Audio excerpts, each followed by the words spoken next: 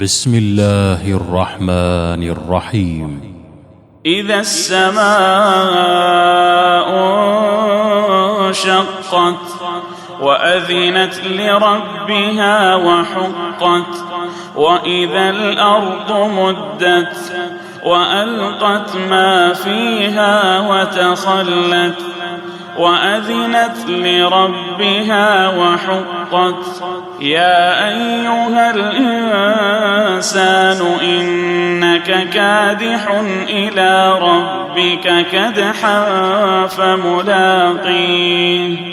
فأما من أوتي كتابه بيمينه فسوف يحاسب حسابا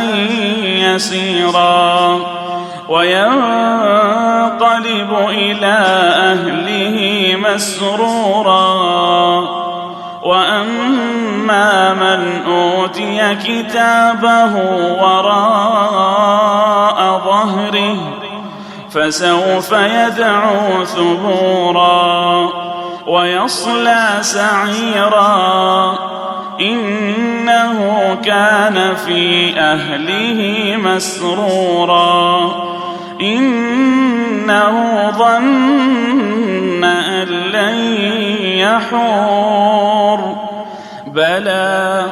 إن ربه كان به بصيرا فلا أقسم بالشفق والليل وما وسق والقمر إذا اتسق لتركبن طبقا عن طبق فما لهم لا يؤمنون وإذا قرئ عليهم القرآن لا يسجدون بل الذين كفروا يكذبون والله أعلم بما يوعون فبشرهم بعذاب أليم إلا الذين آمنوا وعملوا الصالحات لهم أجر غير ممنون.